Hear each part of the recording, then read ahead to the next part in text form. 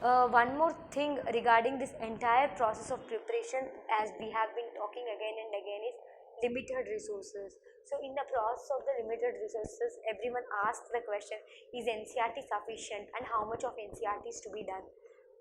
But myself haven't done meticulously on NCRTs, but few areas where NCRTs is very much required, I have given ample importance.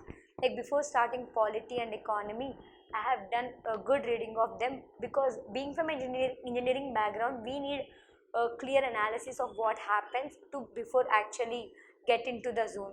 So polity and economics, we need a background of NCRT studying, and for geography, NCRT is like the must books. So this like we there will be a lot of confusions how much of NCRT is to be read, covered, and how much of this to be kept as basic source. So again here at AKS they have an NCRT strategizer, where they have pointed out how much of NCRT is to be done, and how much of which areas to be focused, and the areas of high marks and all. So this kind of strategizer, if can be used, it will be very useful if to strategize NCRTs. Where it is not required, we can actually omit.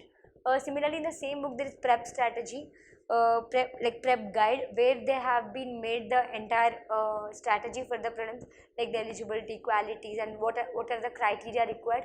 And also the prelims entire result was made into checklist based of the topics were classified based on checklist. It is very important. It is very important for anyone to have a good understanding of syllabus, like which areas we are covering, which areas we are not covering. Like if we are reading economics, and if we find that some areas regarding insurance are not exciting enough or not easy to remember, we may omit them.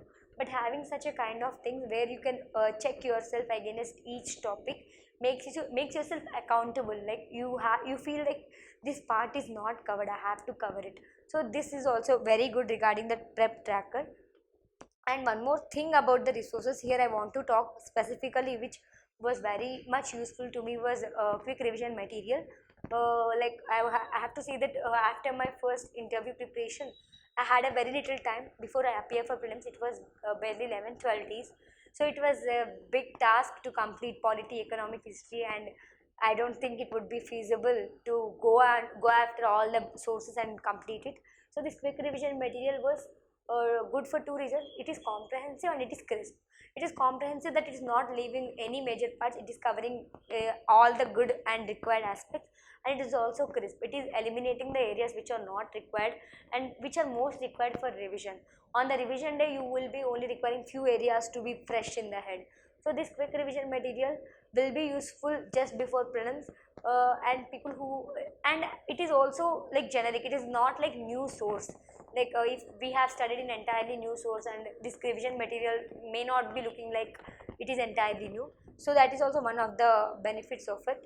And even in the course, the good thing that the institute people are doing is they are having a standardized books, like to not confuse the candidates with multiplicity of the resources, and to not not put the burden on the students to go to the market and find what book to take.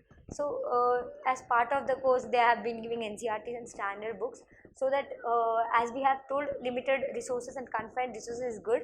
So that is what is being fulfilled through this initiative.